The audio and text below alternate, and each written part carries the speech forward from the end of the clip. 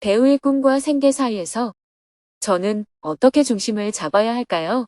2025년 4월 5일 100일 법문 48일째 1080배 정진 길법 증문즉설 강야. 안녕하세요. 오늘은 법륜 스님의 100일 법문 48일째 날입니다. 오전에는 1080배 정진을 하고 오후에는 방송, 영화, 연극, 예술인들의 모임인 길벗에서 주관하여 증문즉설 강연을 했습니다. 스님은 새벽 수행과 명상을 마친 후 정토사회문 화회관으로 향했습니다. 3층 설법전에서는 9시부터 많은 대중이 사시의 불에 참석하여 정성껏 기도를 하고 있었습니다. 사시의 불을 마친 후 잠시 자리 정돈을 했습니다. 10시 15분이 되자 삼귀이와 반야심경을 봉독한 후 대중은 3배의 예로 스님에게 법문을 청했습니다. 정진을 하기 위해 150여 명의 대중이 자리했습니다. 정진을 처음 시작했을 때보다 참여 인원이 다소 줄어들었습니다. 스님은 어떤 마음으로 정진에 임해야 하는지 법문을 했습니다.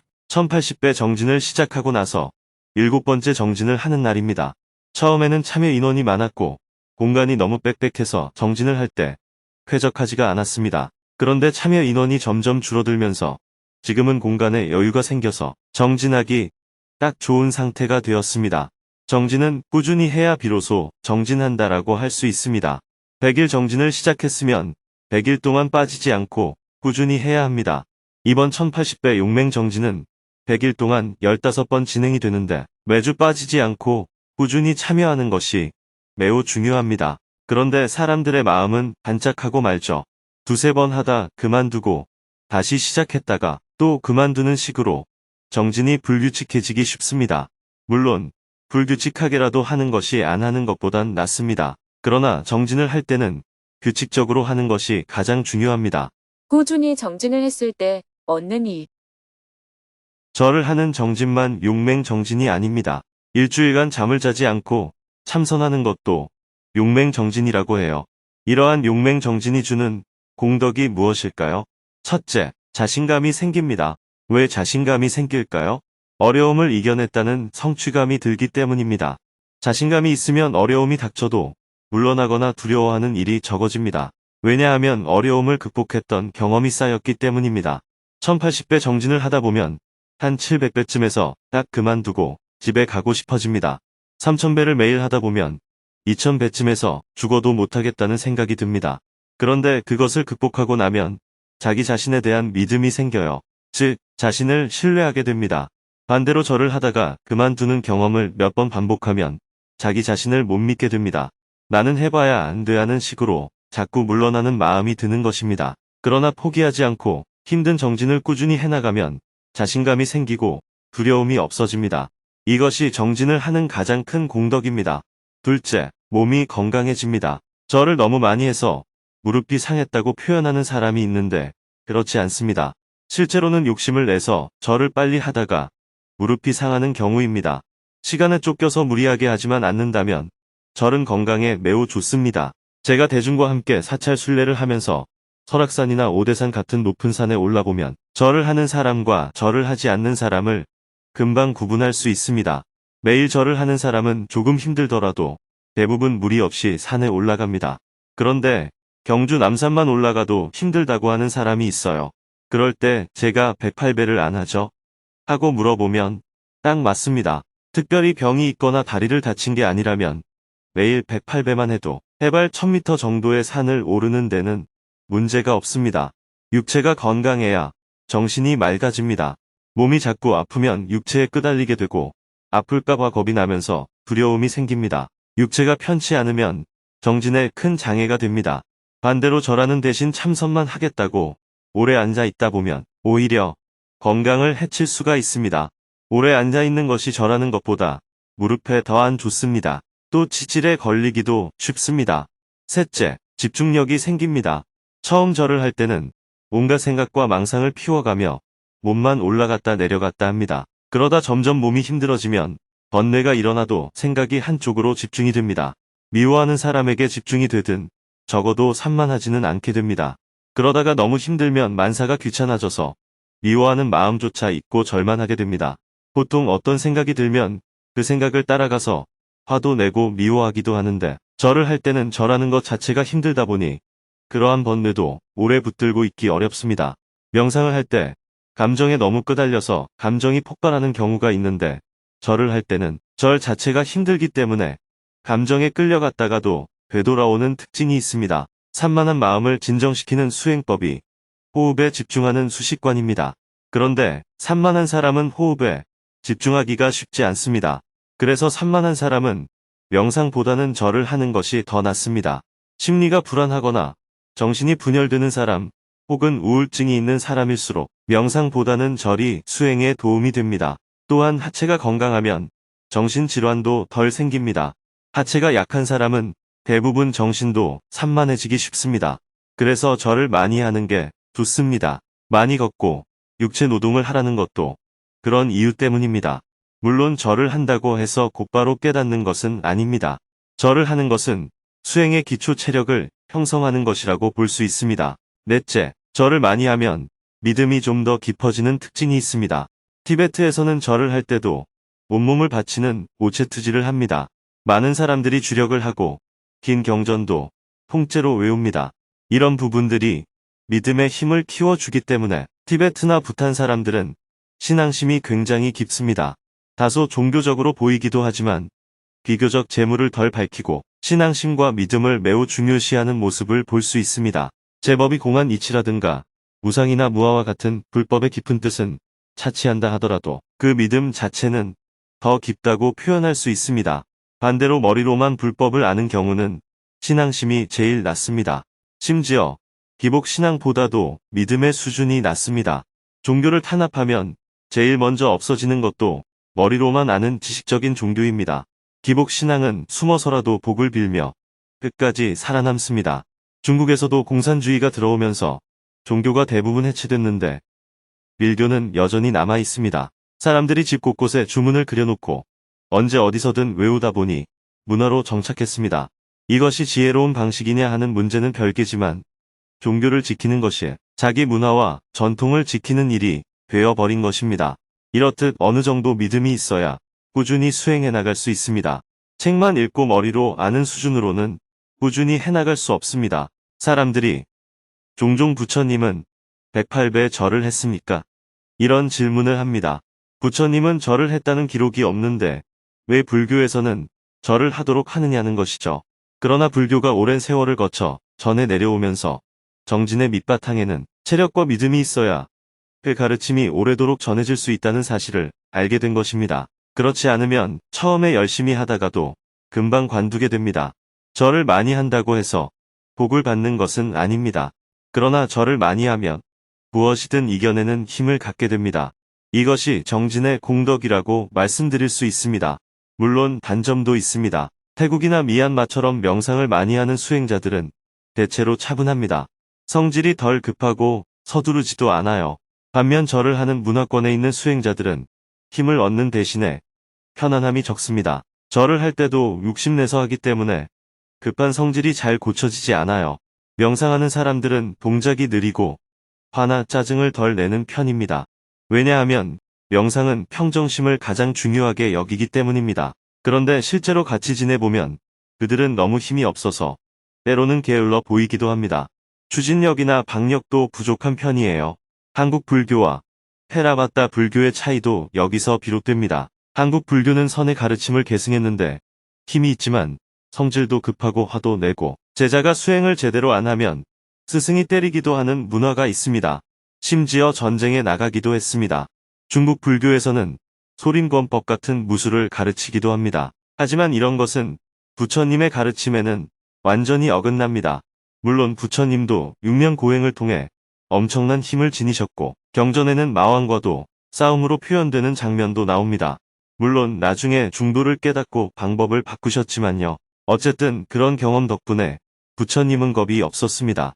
깨달음을 얻은 분이기도 하지만 이미 여러 차례 죽을 고비를 넘긴 분이셨기 때문입니다. 사회를 변화시키기 위한 힘과 용기를 기르는 방법.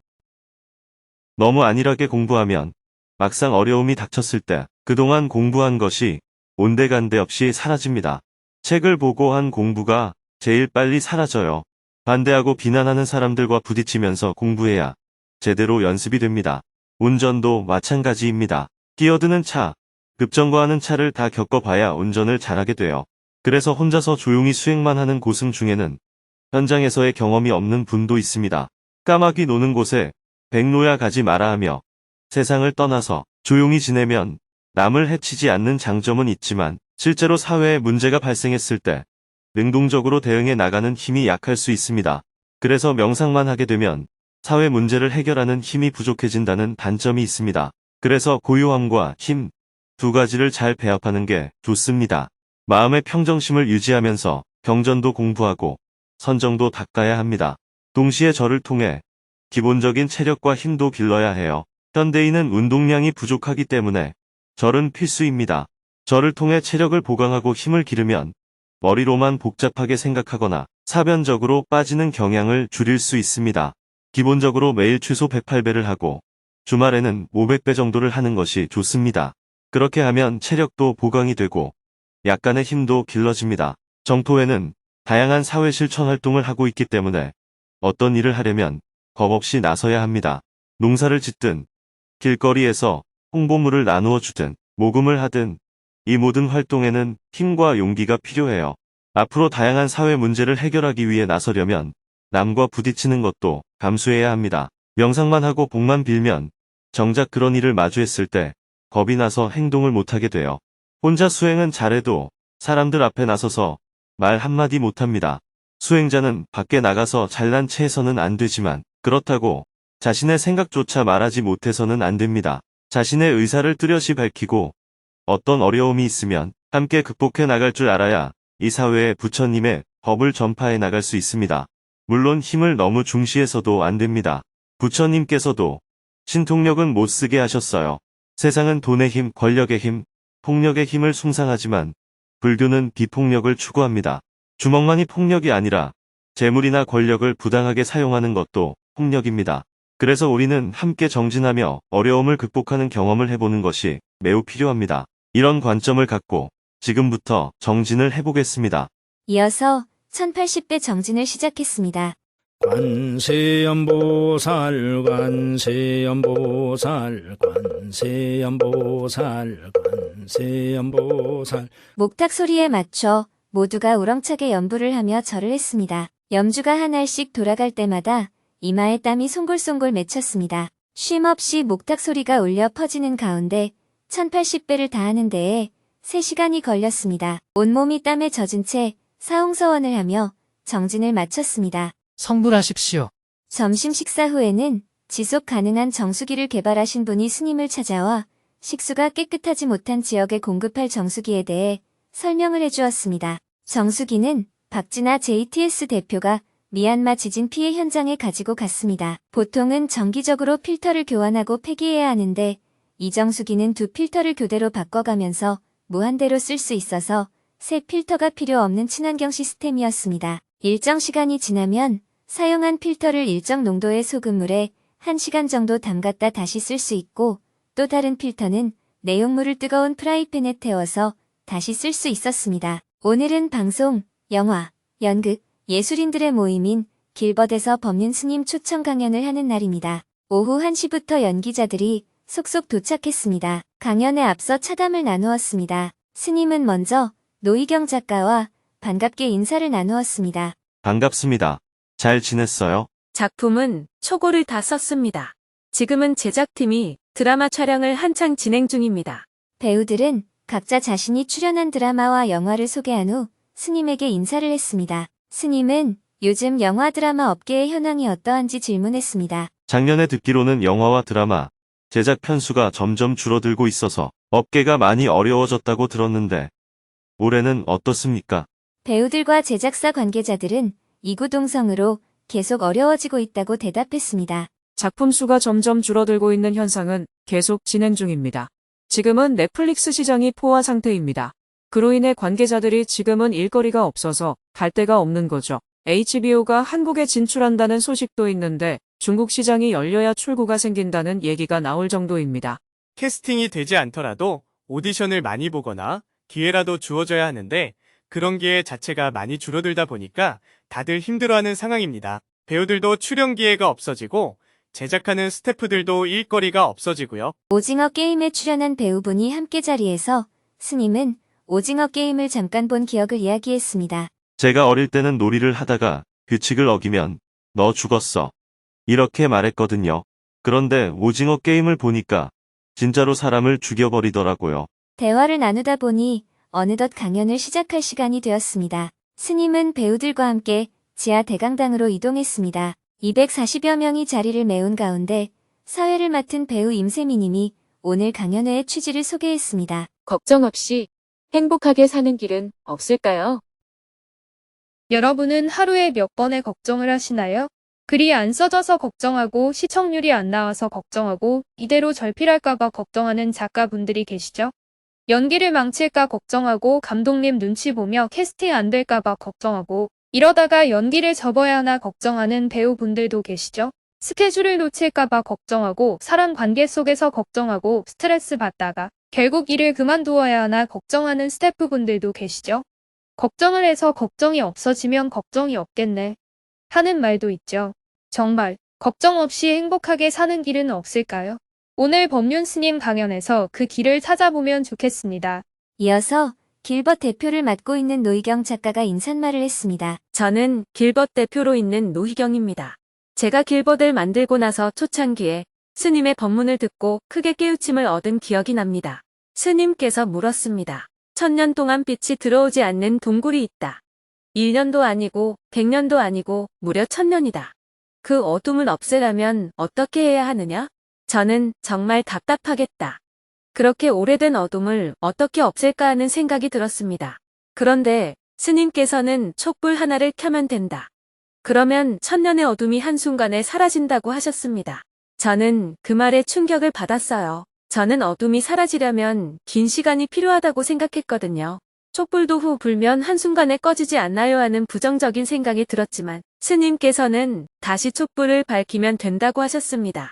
그 말씀을 들으면서 내가 부정적인 사고에 길들어 있었구나 하는 생각이 들었습니다. 촛불을 밝히는 힘을 얻어가는 시간이 되길. 오늘 이 자리에 계신 여러분 중에서도 누군가는 긴 터널 속에 갇혀 있다고 느끼실 수도 있고 또 누군가는 1000년은 아니더라도 3년쯤 동굴 속에 갇혀 있었다고 생각하실지도 모릅니다. 오늘 이 자리에서 촛불을 밝히는 힘과 촛불이 꺼져도 다시 켤 수 있는 힘을 얻어 가시기를 바랍니다. 이어서 스님이 지난 12월에 필리핀 민다나오에서 원주민학교와 장애인학교 10개를 준공하고 온 모습을 영상으로 함께 보았습니다. 영상이 끝나자 박수갈채를 받으며 스님이 무대에 올랐습니다. 스님은 JTS가 세계 곳곳에서 하고 있는 활동을 소개한 후 길벗 모임에서 더 많은 관심을 갖고 참여해 줄 것을 당부하며 대화를 시작했습니다. JTS는 기아, 질병, 문맹 퇴치를 하기 위해 설립된 국제 구호 단체입니다. 영어로는 Join Together Society라고 합니다. 함께 참여해서 만드는 세상이라는 뜻을 담고 있습니다. 단순한 일방적 지원이 아니라 서로 함께 하자는 정신에서 출발했습니다. 지원 대상이 누구든 인종, 국적, 종교, 성별에 관계없이 굶주리면 먹어야 하고 병들면 치료받아야 하며 아이들은 제때 배워야 한다는 원칙을 가지고 활동하고 있습니다. 기아, 질병, 문맹을 퇴치하기 위한 30년의 여정. 현재 30년 가까이 활동을 이어오고 있습니다. 처음에는 인도, 불가 족천민 아이들을 위한 학교 설립으로 시작했으며 이후에 결핵 환자가 많아지면서 작은 클리닉 병원을 세우게 되었고 점차 마을 개발로 그 활동 범위가 확장되었어요. 지금은 아시아 여러 나라를 두루 지원하고 있으며 인도와 필리핀에는 각각 30년, 20년 이상 안정적인 지원을 이어가고 있습니다. 특히 필리핀에서는 민다나오의 산악 원주민 마을과 분쟁 지역에 학교 설립을 진행하고 있는데 예전에는 1년에 2-3개도 짓기 어려웠던 것이 이제는 연간 10개 이상 학교를 건립할 수 있을 만큼 노하우가 생겼습니다. 그동안 주로 오지에 학교를 지어왔는데 최근에는 이 지역에서도 교육에 대한 관심이 높아지면서 장애 아동을 위한 특수학교를 지어달라고 요청하는 사례가 많아졌고 이제는 전체 지원의 절반가량을 차지하고 있습니다. 이 외에도 시리아 지진, 파키스탄 홍수, 미얀마 내전 등 재난 지역에 대한 지원도 계속하고 있습니다. 현재 미얀마 지진 피해 지역은 내전으로 인해 지원이 매우 어렵지만 이전부터 태국 국경에서 난민을 돕고 있었고 방글라데시로 넘어간 로힝야 난민에 대한 지원도 해오고 있어요. 노희경 작가와 배우 조인성 씨는 로힝야 난민촌을 함께 방문한 적이 있고 한지민 님은 민다나오 산속 원주민 학교에서 일일 교사로 참여한 적이 있습니다. 길번 모임은 매년 JTS와 협력해서 거리 모금과 연탄 배달 봉사를 하고 있고 해외 사업장을 함께 방문하여 홍보 활동도 해오고 있습니다. 적게 소비하고도 행복할 수 있는 삶의 모델 만들기. JTS는 주로 어린이와 환자를 위해서 지원해 오다가 최근에는 기후위기 시대를 맞아 적게 소비하고도 행복할 수 있는 삶의 모델을 만들자는 목표를 갖고 부탄에서 지속 가능한 지역 개발을 시작했습니다. 부탄은 비록 가난하지만 행복 지수가 높은 나라입니다. JTS는 그 중에서도 가장 열악한 주 2곳, 전역을 대상으로 지속 가능한 개발 사업을 진행 중입니다. 집 없는 사람에게는 집을 지어주고 주거 환경이 열악한 가정에는 부엌, 화장실 등 내부 수리를 지원하고 있습니다. 마을에는 농수로를 만들고 농작물을 망치는 짐승들을 막기 위해 울타리를 설치하고 가파르거나 개울이 있는 비포장 도로에는 부분적으로 시멘트 포장을 해서 주민들의 생활 편의를 높이고 있어요. 학교 시설도 함께 개선하고 있습니다. 또 시력이 나쁜 노인들에게는 백내장 수술을, 청력이 나쁜 분에게는 보청기를, 이가 다 빠진 분에게는 틀니를 지원하는 등 주민들의 실생활을 개선하는 다양한 사업들을 준비하고 있습니다. 그러니 길벗 여러분께서도 많은 관심을 갖고 참여해 주시기 바랍니다. 이어서 9명이 손을 들고 스님과 대화를 나누었습니다. 사전에 질문을 신청한 분들부터 질문을 하고 현장에서 즉석 질문도 받았습니다. 그중 한 명은 배우가 되고 싶은 꿈과 생계를 해결해야 하는 고민 사이에서 어떻게 중심을 잡아야 하는지 스님에게 조언을 구했습니다. 배우의 꿈과 생계 사이에서 저는 어떻게 중심을 잡아야 할까요? 저는 배우의 꿈을 이루기 위해 다양한 일을 병행하고 있습니다.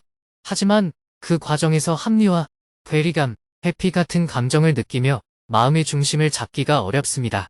저는 주로 뮤지컬을 많이 했지만 체력적으로 큰 부담이 있었고 일반 뮤지컬 오디션 준비에도 어려움을 느꼈습니다.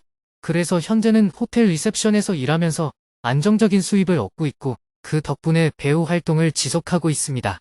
금전적인 부담이 줄어든 만큼 오디션 준비에 집중할 수 있지만 꿈을 위해 돈을 버는 것이라고 스스로를 합리화하다 보니 때로는 연습에 투자하는 시간이 줄어들기도 합니다. 예전에 배우 일만 하던 시절과 달리 지금은 안정적인 월급을 받다 보니 배우 활동만으로 다시 생계를 이어갈 용기가 줄어들고 있습니다. 대신 돈을 더 모으고 싶은 마음이 더 커졌습니다. 안정적인 재정과 배우로서의 꿈 사이에서 균형을 잡기 위해 노력했지만 요즘은 그 간극이 더욱 크게 느껴집니다. 배우라는 꿈과 그 꿈을 이루기 위해 병행하고 있는 현실적인 일 사이에서 생기는 합리화, 괴리감, 회피 같은 감정이 들 때 저는 어떻게 중심을 잡아야 할까요? 계속해서 꿈을 이어가기 위해 어떤 마음가짐과 선택이 필요할까요? 지금 배우 지망생이에요? 배우예요? 작품을 쉰 지는 조금 되었지만 데뷔는 했습니다. 그렇다면 이미 배우의 꿈은 이룬 거잖아요. 그런데도 배우의 꿈을 이루고 싶다고 말하는 것은 결국 지금보다 더 유명해지고 싶다는 뜻인가요? 네, 이름을 더 알리고 싶습니다. 배우가 되는 꿈은 이미 이루었고 이제는 유명해지고 싶은 것이 목표인 거네요. 예를 들어 내가 가게를 여는 것이 꿈이었고 실제로 가게를 열었다면 그 꿈은 이미 이룬 겁니다. 하지만 그 가게를 더 크게 키우고 싶다면 그만큼 노력해야 하겠죠. 질문자는 배우로서 이루고 싶은 꿈과 생계를 위한 직업 사이에서 혼란을 겪고 있다고 했지만 저는 그렇게 보지 않습니다. 만약 배우로 데뷔하지 못한 상태였다면 생계를 유지하느라 연습을 제대로 못해서 데뷔에 실패했다는 고민이 생길 수가 있습니다. 하지만 질문자는 이미 배우로 데뷔를 했어요. 지금 고민은 어떻게 하면 더 유명해질 수 있을까 하는 것입니다. 하지만 모든 사람이 유명해지고 싶어 한다고 해서 모두가 유명해질 수 있는 것은 아닙니다. 특히 배우라는 직종은 더 그렇습니다. 밑바닥에서 출발해 유명한 배우가 되기까지 경쟁률이 매우 높습니다. 일반 회사나 공직에서 승진을 한다고 하면 대체로 일정한 소요 기간과 경쟁률이 있습니다. 승진이 쉽지는 않더라도 보통 일정한 기간 안에 4대1, 8대1 정도의 경쟁률을 갖게 되죠. 그런데 연예인처럼 인지도를 쌓아야 하는 직종은 다릅니다. 유명해지는 과정이 일정하지 않고 그 길이 아주 좁고 불확실해요. 어떤 경우는 100대1 이상의 경쟁률을 통과해야 합니다. 그만큼 편차가 큽니다. 질문자가 데뷔한 지 몇 년이 지났다면 짧은 시간 안에 폭발적으로 유명해질 수 있는 기회는 이미 지났다고 봐야 하지 않을까요? 물론 재능이 특별히 두드러지는 사람은 캐스팅이 되자마자 대중의 폭발적인 반응을 이끌며 유명세를 얻기도 하죠. 그런데 질문자는 그런 시기는 이미 지났다고 봐야 합니다. 그럼 이제 남은 일은 뭘까요? 꾸준히 연습하면서 기회를 기다려야 합니다. 배우에게는 실력도 중요하지만 어떤 작품에 캐스팅되느냐에 따라서 결과가 크게 달라질 수 있습니다.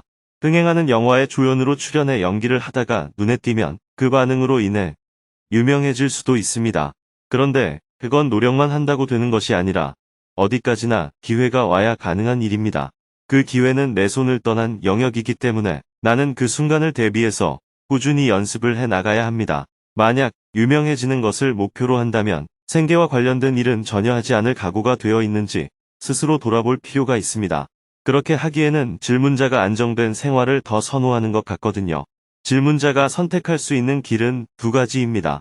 첫째, 생활이 궁핍하더라도 유명해질 때까지 각오하고 배우 생활에 전념해보는 거예요. 안 되면 안 되는 대로 라면만 먹고 산다는 생각으로 복권 사듯이 계속 도전해보는 것이죠. 기회가 생기면 어디서든 연기해보고 돈을 못 받아도 조연이든 단역이든 가리지 않고 출연하면서 일단 다양한 역할을 경험해보는 겁니다. 그러다 하나라도 큰 반응을 얻는 순간이 오기를 기다리는 길입니다.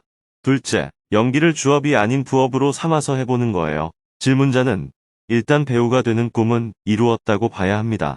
그런데 그것만으로는 먹고 살 수 없으니까 지금처럼 직장을 다니면서 배우로 등록만 해두는 거죠. 연락이 오면 가고 안 와도 그만입니다. 배우라는 직업을 좀 더 편안하게 받아들이는 겁니다. 아마추어 중에도 노래 잘하고 연기 잘하는 사람이 많잖아요.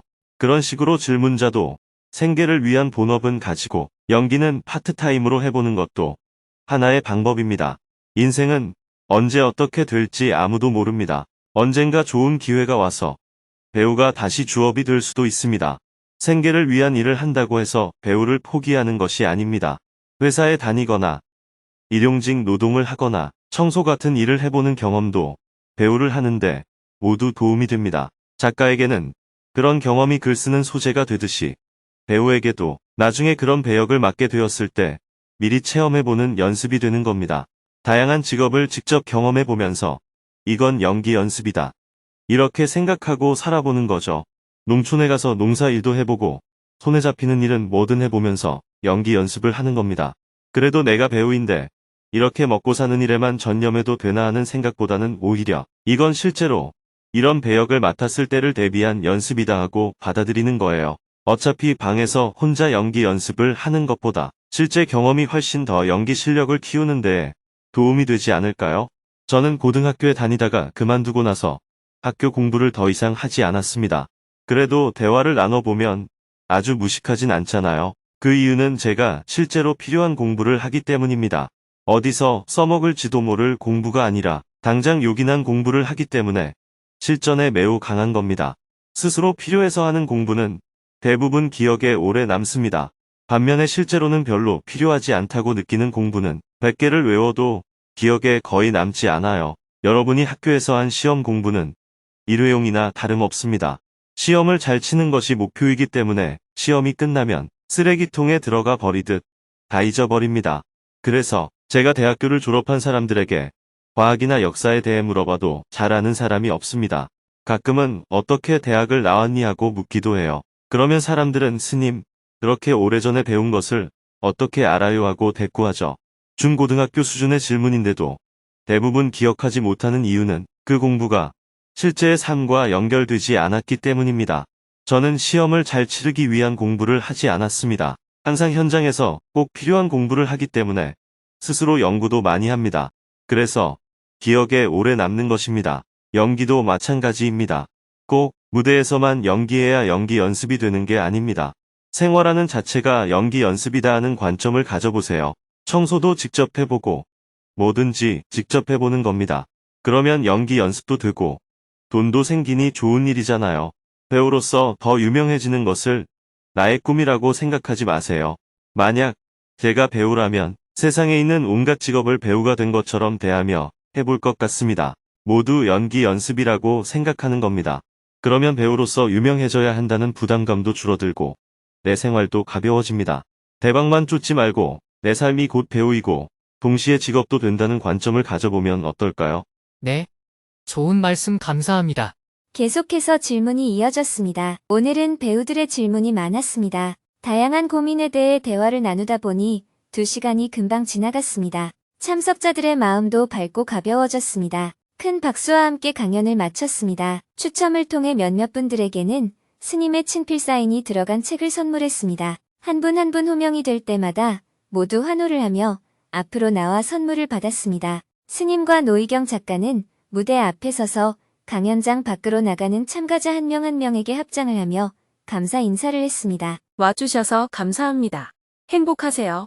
참가자가 모두 나가고 강연을 준비한 봉사자들만 모여서 스님과 함께 기념사진을 찍었습니다. 길벗, 파이팅! 이것으로 34번째 길벗 강연회를 모두 마쳤습니다. 내일은 100일 법문 49일째 날입니다. 오전에는 정토사회문화회관에서 대중과 함께 명상을 하고 오후에는 행복운동 특별지부 리더십 연수회 온라인으로 참석하여 활동하면서 궁금한 점에 대해 대화하는 시간을 가질 예정입니다.